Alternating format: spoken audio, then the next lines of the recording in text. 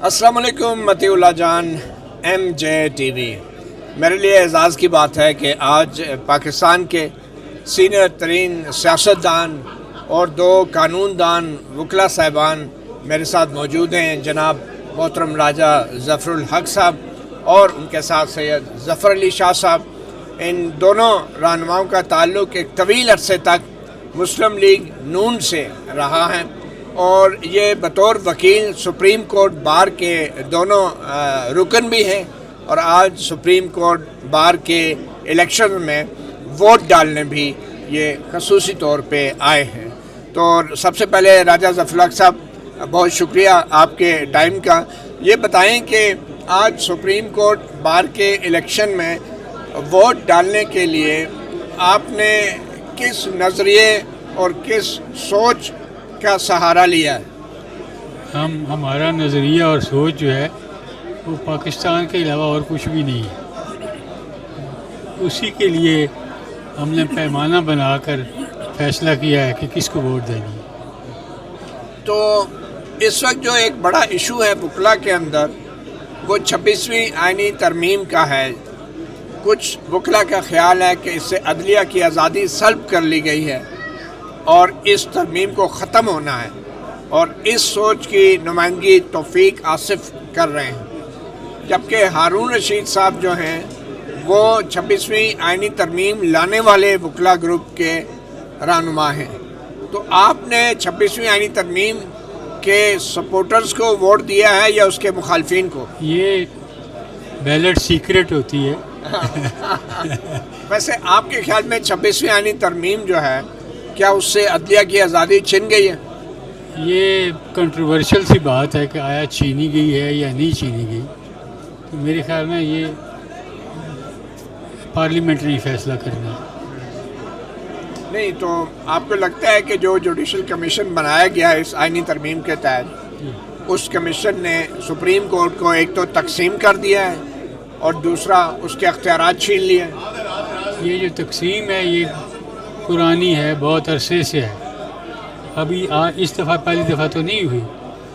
تو اس میں دو رائے ہیں اور دونوں کے اپنے اپنے دلائل ہیں، لیکن میں سمجھتا ہوں کہ اگر سپریم کورٹ ہی نہ چاہے تو وہ تقسیم نہیں ہو سکتی۔ تو ابھی جو 26ویں آئینی ترمیم کی درخواستیں ہیں ان کی سماعت فل کورٹ کو کرنی چاہیے یا آئینی بینچ کو؟ یہ معاملہ جو ہے یہ بھی سپریم کورٹ کے پاس ہی ہے، انہیں ہی فیصلہ کرنا ہوگا۔ آپ نے لگتا ہے پریکٹس بالکل ہی چھوڑ دی ہے۔ پریکٹس لاسٹ ٹائم آپ کب کسی کیس میں پیش ہوئے تھے بطور وکیل؟ میرے خیال میں کوئی 3 سال پہلے پیش ہوا تھا۔ اچھا، وہ کیا کیس تھا؟ وہ سپریم کورٹ میں ہی کیس تھا۔ اچھا، جی۔ تو اس وقت جو حالات جا رہے ہیں، آپ سمجھتے ہیں کہ اس وقت ملک میں جمہوریت ہے یا بقول خواجہ آصف کے یہ ہائیبرڈ نظام ہے؟ اصل میں یہ کس نظر سے آپ دیکھتے ہیں اس کے مطابق پھر آپ فیصلہ دیتے ہیں۔ میرا مطلب ہے یہ جنرل ضیاء الحق والا نظام تو نہیں ہے نا؟ نہیں، وہ تو ہائیبرڈ نہیں تھا، وہ تو سنگل ہی بریڈ تھا۔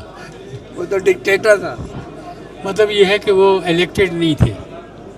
لیکن آپ تو اس نظام کا ایک بھرپور حصہ رہے ہیں، بے شک۔ تو آپ کو لگتا ہے کہ وہ ماضی کی غلطیاں ہیں کچھ ہم لوگوں کی، سیاستدانوں کی، جس کا خمیازہ آج قوم بھگت رہی ہے؟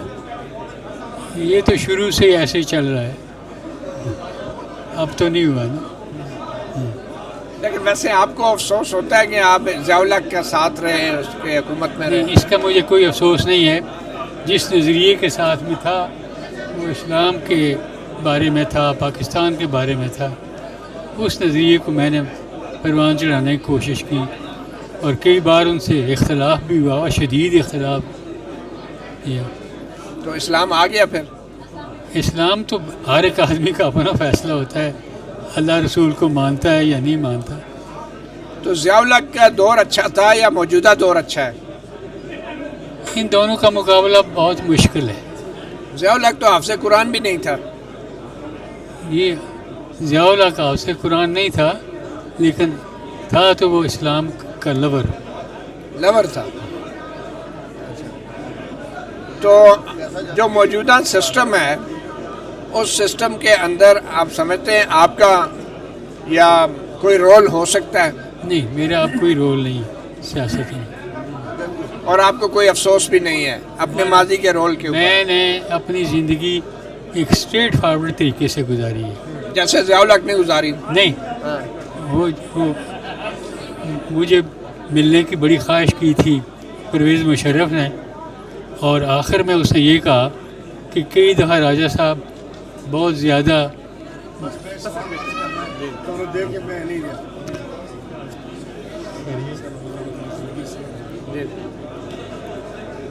تو وہ مشرف صاحب نے بھی آپ کو بلایا لیکن آپ نہیں گئے؟ نہیں گئے. انہوں نے مجھے آفر بھی کی کہ آپ وزیر اعظم اچھا وزیر اعظم بننے کی؟ وزیر اعظم بننے کی. اچھا تو یہ میں کون نے- سا سال ہے مشرف نواز شریف کو ہٹانے کے بعد؟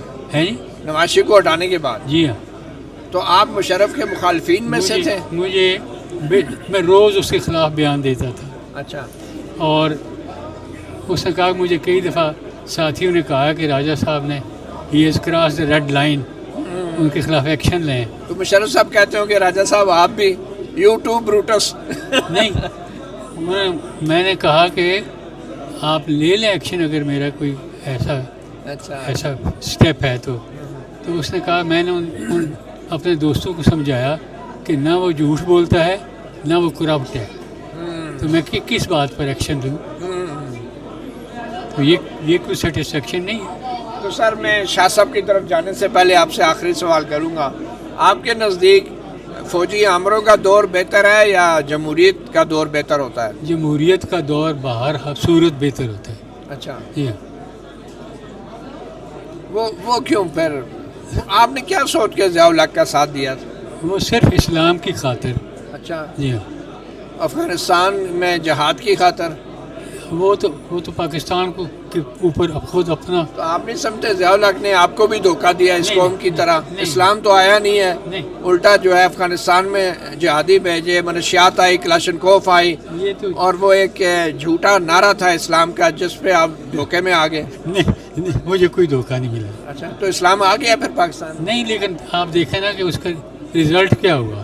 رزلٹ تو آپ کے سامنے نہیں ہے ابھی تک. نہیں، مطلب رزلٹ یہ ہوا کہ ان کے ساتھ اتنے اختلافات بڑھے کہ میرے خلاف 4 مارشل لا کے کیسز بنے، ٹھیک ہے. اور پھر مجھے کہا گیا کہ جی یہ لسٹ ہے، آپ کس ملک میں جانا چاہتے ہیں بطور سفیر.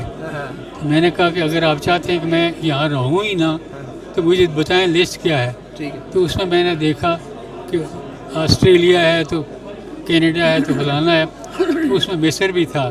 تو میں نے کہا کہ مصر بہتر ہے. میں نے وہاں دیکھا پہ اسلام اچھا ہے مصر میں. میں نے کہا کہ وہاں کم از کم اذان کی آواز تو آئے گی نا. آواز تو آتی ہے. اگر ابھی پاکستان میں کوئی اسلام لے کے فوجی حکمران آ جائے تو آپ اس کے ساتھ بھی شامل ہو جائیں گے؟ میں کسی کے ساتھ اب شامل ہونے کے قابل نہیں ہوں. لیکن اب قوم کو نہیں چھوڑا نا اس قابل کہ وہ جمہوریت کی طرف جائے یا اپنی ٹانگوں پہ کھڑی ہو. آپ جیسے سیاستدانوں کی تو قوم کو ضرورت تھی، آپ نے فوجی امروں کا ساتھ دیا. بہرحال وہ الیکٹڈ نہیں تھا، لیکن اگر آپ کو دوبارہ بھی موقع ملا، اگر آپ دوبارہ بھی اس دنیا میں آئے تو پھر بھی آپ اسلام کی خاطر فوجی یہ تو امر؟ آپ نے ایک ایسا ناممکن سلسلہ ہوتا ہے. نہیں ممکن ہوتا تو پھر آپ سوچتے. نہیں، میں کوئی ایسی چیز آپ نہیں سوچ سکتے. سر بہت شکریہ، آپ نے اتنا ٹائم دیا سر، بڑی مہربانی. شاہ صاحب آپ نے بہت انتظار کیا. نہیں کوئی جس طرح آپ نواز شریف صاحب کا انتظار کرتے تھے کسی زمانے میں، اب تو آپ نے چھوڑ دیا نا سر. کب کی. اور وہ یہ جو آج آپ نے ووٹ ڈالا ہے تو یہ آپ نے کیا سوچ کے کس کو ووٹ دیا ہے سر؟ تھوڑا سا آگے ہو یہ جائے. جی دیکھیں ووٹ ڈالنا بڑا ایک ٹکلش کام ہے اس قوم میں اور پاکستان میں، وہ چاہے وہ کلا کا ہو چاہے پبلک کا ہو. تو اس کا فیصلہ میں نے تو اس طریقے سے کرنا ہے. ابھی ڈالا نہیں، میں جا رہا ہوں ڈالنے کے لیے کہ وہ کون سا کینڈیڈیٹ ہے جو کانسٹیٹیوشن کی کمانڈ کو مانتا ہے اور کانسٹیٹیوشن کے لیے فیس لے کر تو ہم لڑتے ہیں کلائنٹوں کی، وہ تو کلائنٹ کی لڑائی ہوتی ہے نا. تو یہ کانسٹیٹیوشن کو ایکسیپٹ کرنا یا نہ کرنا یہ قوم کا. تو آج میں سمجھتا ہوں کہ جو کانسٹیٹیوشن کی صورتحال ہے، جو کانسٹیٹیوشن کا بٹھا بٹھایا گیا ہے، اور بالخصوص 26ویں آئینی ترمیم کی آپ بات کر رہے تھے. 26ویں آئینی ترمیم تو ایک وارنٹ تھا, warrant of arrest of the judiciary of the constitution, اور تمام وہ لنک جو اس سے جو ادارے لنک ہیں یا جو شخصیات لنک ہیں, تو وہ انفارچونیٹلی قوم فیس کر رہی ہے. تو ابھی آپ کے خیال میں وکلا جو ہیں ان کی جو سپریم کورٹ بار ہے وہ تو 26ویں آئینی ترمیم کے حق میں کھڑی ہے کہ یہ بہت ٹھیک ہوا ہے, تو ٹھیک نہیں ہوا. میں سوچ بھی نہیں سکتا کہ کالا کوٹ پہن کر کوئی اور کانسٹیٹیوشن کو ماننے والا, وہ کلا سے آگے کانسٹیٹیوشن کو ماننے والا کون ہوگا, اور وہ 26ویں ترمیم کا حامی ہو. لیکن آپ کے سابق لیڈر نواز شریف صاحب, شہباز شریف صاحب, آپ کے سابق جو ساتھی نون لیگ کے ہیں, وہ سارے تو وہی لانے والے, یہی 26ویں ترمیم وہی ہیں. تو اس لیے کہ 26 ترمیم کو آج جو لانے والی اصل پاورز تھیں, کسی زمانے میں انہی اصل پاورز نے میاں نواز شریف صاحب کو بھی وہ وہی لے کر آئے. ہمیں تو پتہ نہیں چلا, سچی بات ہے, پتہ نہیں چلا کہ 85 میں جب میاں نواز شریف صاحب آئے وزیر خزانہ پنجاب کے, تو اس وقت آپ کتنی عمر کے تھے؟ اس وقت جیل میں تھا, ضیاء الحق صاحب کے مارشل آرٹ میں جیل میں تھا, جنگ میں. کتنا عرصہ جیل میں؟ 1 سال. تو یہ راجہ ظفر الحق صاحب تو وزیر تھے اس وقت حکومت میں. وہ ان کا مشری, ان کا اپنا نقطہ نگاہ ہے. تو مجھے یہ بتائیں کہ اب آپ میاں نواز شریف صاحب کا مستقبل کیا دیکھ رہے ہیں؟ کچھ ڈارک زیرو.